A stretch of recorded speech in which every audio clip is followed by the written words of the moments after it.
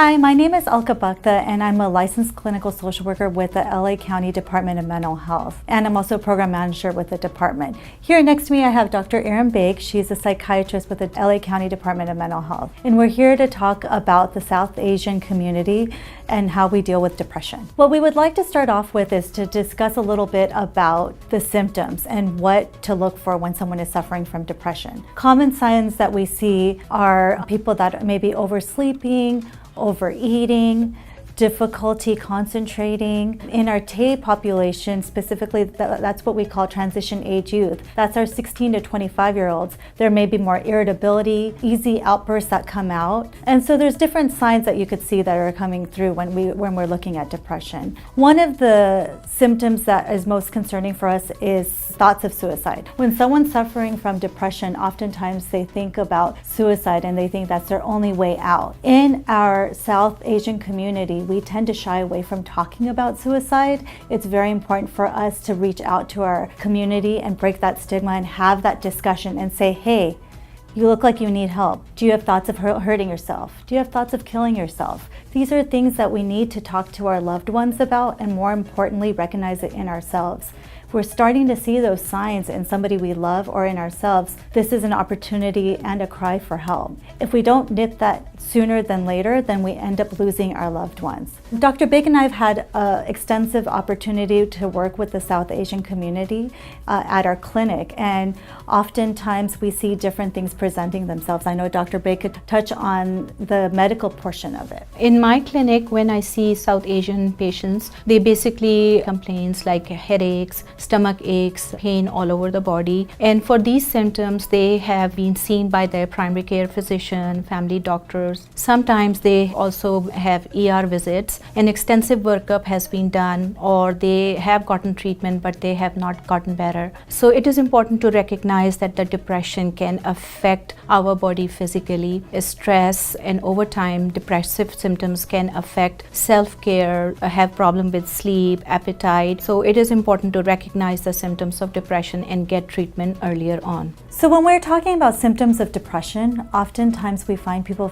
feeling really hopeless, feeling very worthless. They don't have any energy to complete tasks that they were previously able to complete. And they oftentimes have these depressive states that last for a long period of time. And when that starts affecting their work life, their school life, as well as their relationship with others, and they begin to isolate, that oftentimes can lead to suicidal thoughts. So when we're looking at suicidal thoughts, people have thoughts and they may say to you, I can't go on anymore. I don't want to live anymore. And they may turn to other things like drugs, alcohol, which is really prevalent in our transition age youth, the 16 to 25-year-old young adults, and within South Asian community. We struggle, and oftentimes we shy away from actually addressing these things because there's so much shame when we say either our daughter or our mom or uncle is using drugs and alcohol to deal with what they're dealing with. It's important that we get together as a community and actually move forward and say, hey,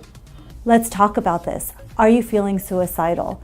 Can we get help? When you provide that kind of support to your loved ones, or you get that support from your family or your friends, or could be a cousin, you're more likely to get help, and that will break down the stigma. That's what we really want our community to hear. And now I'll touch a little bit about things that we can do to kind of get the help that you need. So that's cognitive behavioral therapy. With cognitive behavioral therapy, it is a type of therapy where you learn the relationship between your thoughts, feelings, and your beliefs, and how that plays out with your action. So oftentimes with people that are suffering from depression, they tend to lack motivation and they feel like they can't go on. So they have a lot of negative thoughts, and this leads to really ill patterns, and they're unable to do anything about it. Cognitive behavioral therapy, they're actually able to learn the relationship between their thoughts, feelings, and their beliefs, and they're able to get better by learning and identifying those thoughts, feelings, and how that plays out in their behavior. Basically relearning their thoughts to be more positive. In tune affects their motivation and their ability to set small goals for themselves, and slowly the symptoms can get better and they can improve.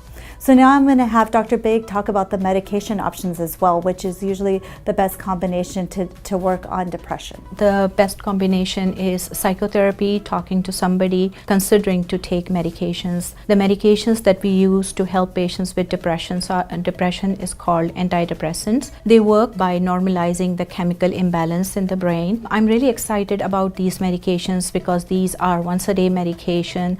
They have really changed the life of our patients. Some of these medications, they have minimal side effects. When I'm talking to the patient, particularly our transitional age youth, age 16 to 25 patients, it is very important to start with psychoeducation, which includes how the medication works, the side effects of the medication, what to expect. I also recommend for these patients to take the medication as long as the doctor has recommended and not to stop the medication by themselves. Other than medications, we also recommend improving sleep habits, regular diet and exercise, improve with the isolation, to socialize more, to go out, hang out with friends. This can also include educating family about the signs and symptoms of depression and how the medication and the therapy part will work. It is important to recognize that depression is just another medical condition. Just like you will go and see your regular doctor for high blood pressure or diabetes, you can also go and see doctor and get help for depression. You will be probably referred to a psychiatrist or a psychologist or a social worker for psychiatric evaluation, and then the treatment can be started. So if you or someone you know is suffering from depression and that are suicidal, first step is don't leave them alone, because we don't know what's going to happen. The second step is to get help. Take the person with you, have a family member with you to accompany you to the appointment so they could really talk about things that they're seeing, symptoms that they're seeing in you. And more importantly, ask for help. That's what our community needs to do, is break that barrier and get the help that they need. If you or someone you care about needs help, call the Los Angeles County Department of Mental Health 24/7 helpline at 1-800-854-7771. Your call is safe and confidential.